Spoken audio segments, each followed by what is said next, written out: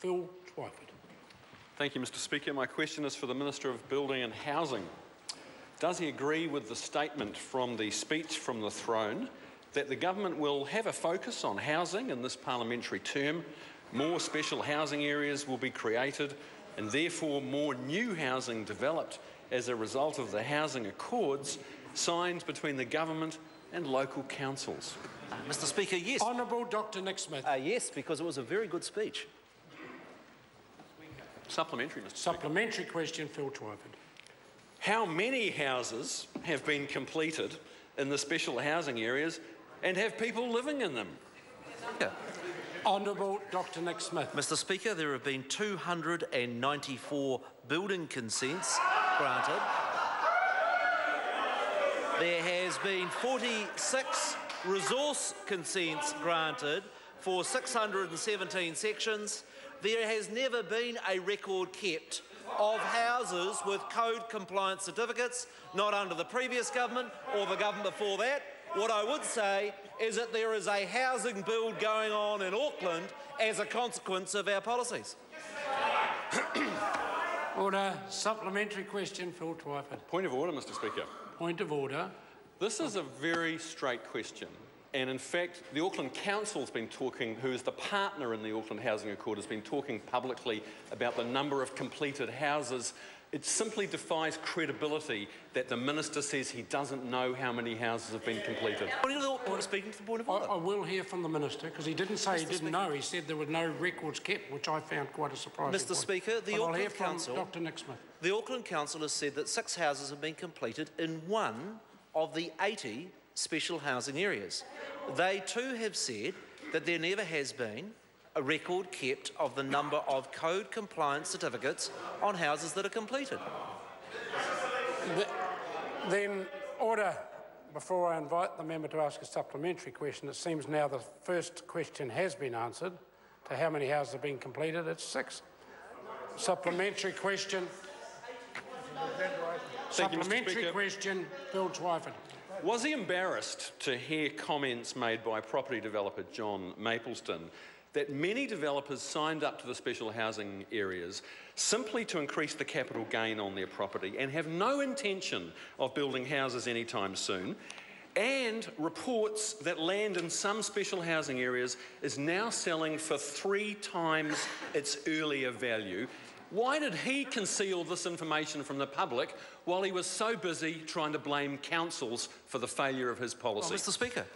Honourable Dr Nick Smith. Mr Speaker, the 80 special housing areas that have been granted in Auckland we know is a good policy because the member, Mr Twyford, said on the platform in the election it was such a good policy that he'd be keeping the housing accords and special housing area initiative.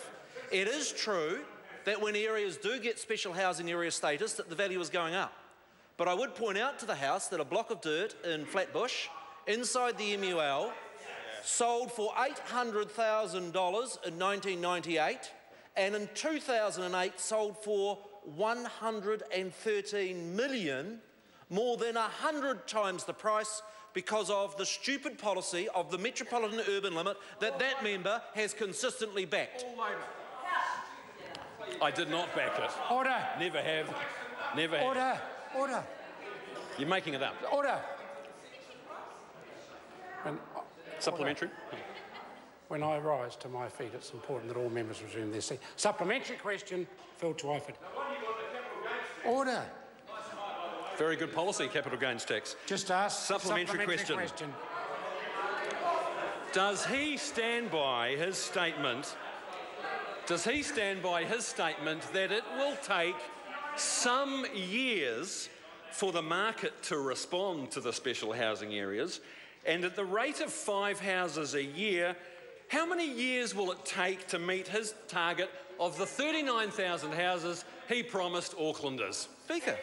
Honourable Dr Nick Smith. Mr Speaker, the building consent figures show that in the last year 7,200 houses have been built in New Zealand, double the rate of which when we became the government, and the highest rate for 7 years.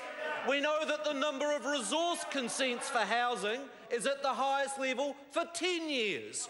We know from the GDP data that the residential building construction market has grown faster in the last year than it has in the last 20 years. We know from the employment data that the number of people working in residential housing is the highest for 10 years. That shows a housing building boom by anybody's measure. Supplementary, Mr Speaker. Supplementary question, Phil Twyford. Will he concede that the average monthly building consent rate under National is 32% less than it was under the last Labor government and 46% less in Auckland? Mr Speaker. Honourable Dr Nick Smith. Mr Speaker, I'm happy to share the exact numbers with this House. In the last 3 months of the previous government, housing consents in New Zealand averaged 1,000 a month. 1,000 per month. In the last 3 months, we've done 3,000 a month. That's double. But let's talk about Auckland. In Auckland, in the last 3 months of the previous government, they averaged 200 a month. In the last 3 months, we've averaged 600 a month. Trebling, not bad. I'll settle for that. Point of order, Mr Speaker. Point of order, Phil Twyford. Sir, I seek the leave of the House to table data from Statistics New Zealand that shows that the building consent rate is 32% less under National than it was under Labor. Order. Statistics New Zealand information is available very easily to all members. Order. Supplementary question, Joanne Hayes. To the Minister, what progress has Government made in developing new housing at Hobsonville in Auckland, and how does this compare with progress under the previous government? Mr Speaker. Honourable Dr Nick Smith. The Hobsonville development is progressing at pace. 230 houses have been completed and another 208 are under construction. 2 new schools have been built and a new ferry terminal opened. This contrasts with the previous government, who turned the first sod in 2002, and 6 years later, that's all they had done. Question number 5, Alfred Naro. Speaker, to the Minister of Building and Housing, what advice